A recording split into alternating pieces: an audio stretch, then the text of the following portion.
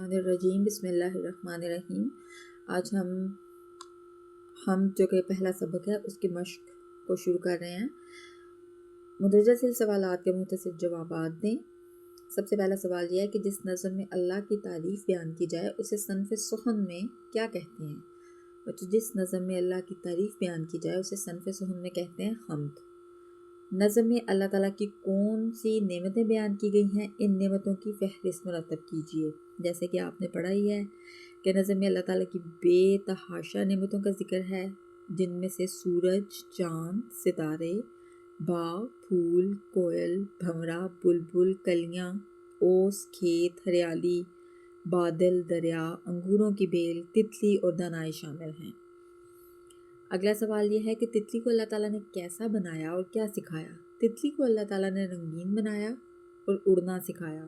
کائنات کے راز منکشف کرنے کے لیے انسان کو کس نعمت سے نوازا گیا؟ کائنات کے راز منکشف کرنے کے لیے انسان کو دانائی و حکمت اور سوچنے کی صلاحیت سے نوازا گیا ہے۔ مندرجہ ذیل سوالات کے تفصیلی جواب دیں۔ حمد میں اللہ تعالیٰ کی بنائی ہوئی کن چیزوں کی خصوصیات بیان ہوئی ہیں؟ حمد میں اللہ تعالیٰ کی بنائی ہوئی بہت ساری اشیاء کی خصوصیات بیان ہوئی ہیں۔ سب سے پہلے یہ کہ بتایا گیا اللہ تعالیٰ نے آسمان کو سورج، چاند اور ستاروں سے سجایا ہے، باغوں کو رنگ برنگے پھولوں سے سجایا ہے، مختلف پرندے اس میں پیدا کیے ہیں جو اپنی میٹھی بولی میں گیت گنگناتے ہیں، رونق پیدا ہوتی ہے، کلیوں کے دامن بھرنے کے لیے آسمان سے اوس برسائی ہے، کھیتوں کو ہرا بھرا بنایا ہے، پہاڑوں پر بادل لہرائے ہیں اور دریاؤں میں پانی کا بہاؤ اتنا زیادہ رکھا ہے کہ اس میں موجیں اٹھتی ہیں، جنگلوں میں درخت اگائے، انگوروں کی بیلیں، سبزے کے قالین بچھائے، تتلی کو رنگین بنایا اور اڑنے کے طریقے سکھائے، انسان کو اللہ نے دانائی و حکمت عطا کی ہے۔ تو اللہ تعالیٰ نے یہ سب کچھ انسان کو عطا کیا ہے اور اس کے ساتھ سوچنے والا دل دیا ہے تاکہ وہ اپنی عقل کا استعمال کر کے کائنات کے راز جان سکے۔ اللہ تعالیٰ نے اگلا سوال ہے کہ اللہ تعالیٰ نے انسان کو اشرف المخلوقات میں بنایا۔ تو اللہ تعالیٰ نے انسان کو اپنی معرفت کے لیے اشرف المخلوقات بنایا۔ جیسے کہ اللہ کہتا ہے میں نے جانا کہ میں پہچانا جاؤں تو میں نے انسان کو تخلیق کیا، اور کائنات کے بھید جاننے کے لیے، کیونکہ یہ کائنات اس لیے اللہ نے بنایا ہے کہ انسان اس کی تسخیر کر سکے۔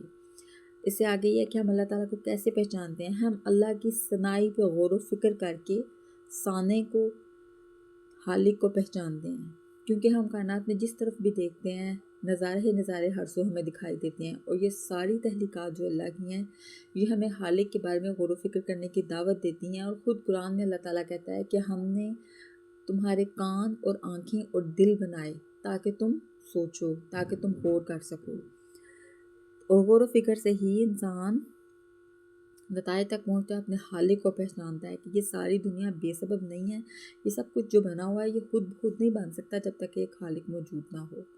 پودے اور درخت ہمارے لیے کیوں ضروری ہیں؟ پودے اور درخت زمین کا حسن ہے، اور زمین کی ہر چیز کو فطرتی حسن و جاذبیت سے مزین کرتے ہیں۔ پودوں سے ہمیں تازہ آکسیجن ملتی ہے، ہماری زندگی کی بنیادی ضرورتیں پوری ہوتی ہیں، جلانے کے لیے لکڑی ملتی ہے، کھانے کے لیے پھل اور خوراک ملتی ہے ہمیں ان سے۔ اللہ کے رسول حضرت محمد مصطفیٰ صلی اللہ علیہ وسلم نے فرمایا کہ کوئی مسلمان ایسا نہیں جو درخت لگاتا ہو یا کاشت کرتا ہو، پھر اس میں سے کوئی پرندہ یا انسان یا جانور کھا جاتا ہو اور اسے صدقہ کا ثواب نہ ملتا ہو۔ تو پودے اور درخت بہت ضروری ہیں، ان کی دیکھ بھال کرنا، انہیں اگانا بھی بہت ضروری ہے۔ حضرت عبداللہ بن سلام رضی اللہ تعالیٰ عنہ نے فرمایا کہ زمین میں درخت لگانا نہ چھوڑے گا جب دجال نکل آئے۔ تو جو اس سے ہمیں پودوں کی اور درختوں کی اہمیت کا پتہ چلتا ہے کہ یہ ہماری زندگی کے لیے، ہماری صحت کے لیے بہت زیادہ ضروری ہیں۔